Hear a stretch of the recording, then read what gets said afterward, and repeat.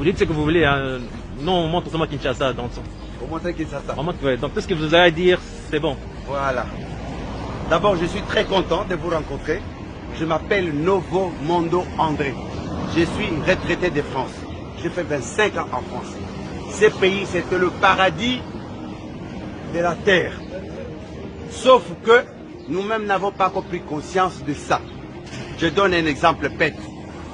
Le chef de l'État, je viens d'apprendre, qu'il va donner ou qu'il aurait prévu 500 jeeps pour les députés. Les députés, aucun député ne lui a demandé une jeep.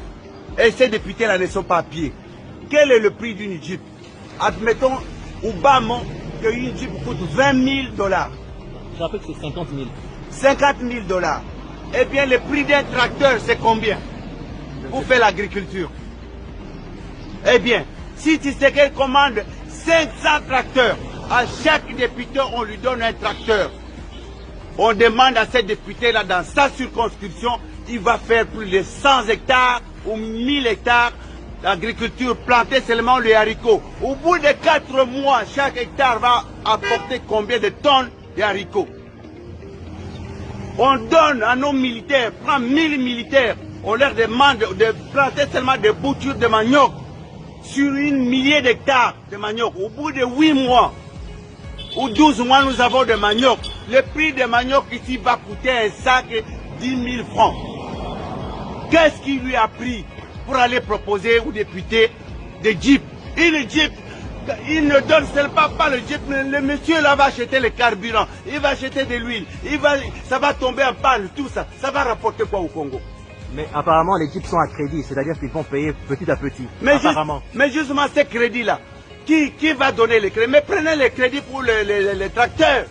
Non, mais ça veut dire que chaque mois, les députés vont commencer à rembourser l'argent. Donc, ça va faire exactement 25 millions pour les 500 jeeps. Oui. 25 millions. Et chaque mois, les députés vont commencer à remettre l'argent dans la caisse de l'État. Apparemment. Cet argent-là n'ira pas dans la caisse de l'État. Est-ce que quand quelqu'un fait l'agriculture ne va pas rapporter l'argent dans la caisse de l'État? Entre quelqu'un qui fait d'abord les Ndundala que vous appelez Bitekou et les Matembele. Au bout de 15 jours, vous avez le Bitekou.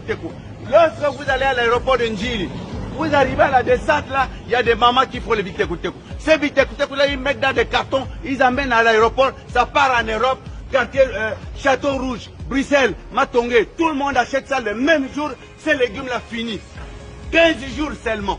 Mais si on fait des hectares de Matembele pour envoyer en Europe, ça rapporterait combien pour l'État congolais et pour cette population? Ici, on ne peut pas crever de faim.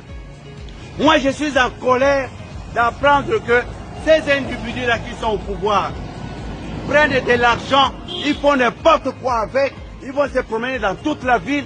Longwa, Bangognos, ils habitent Gombe, la plupart. Les carburants qu'ils prennent pour se promener dans Kinshasa, ça rapporte quoi? Vous savez, nous sommes ici 15 millions d'habitants. Disons, plus de la moitié sont des enfants, 8 millions sont des enfants. Et 7 millions sont des adultes. Si nous enlevons 1 million de malades, il va rester 6 millions de personnes valides. Les 6 millions de personnes valides, les femmes sont plus nombreuses que les hommes. Donc il y a 3 millions 500 femmes et 2 millions 500 hommes. À ces hommes-là, chaque homme pour lui donner une femme. Vous savez qu'on peut construire à chaque Congolais une maison, puisqu'il va prendre sa femme et ses enfants. Est-ce que nous sommes des malades quelque part? Ça ne va pas dans notre tête. Comment nous pouvons faire des choses comme si nous étions fous, nous étions des malades? Ils vont en Europe. Ils savent que dans Paris, il y a de l'eau, des fontaines d'eau dans Paris. Tu as soif, tu as pris quelque part, tu bois de l'eau. Et cette eau-là, la nappe phréatique de Paris, c'est plus sale que notre nappe phréatique ici. Pourquoi, bon sang? Pourquoi on ne peut pas installer des fontaines publiques ici pour que les gens puissent boire de l'eau? On nous apporte des bouteilles, on jette partout. Une petite bouteille doit marquer American Water, Swiss Water, Canadian Water. Quel est ce complexe-là, imbécile?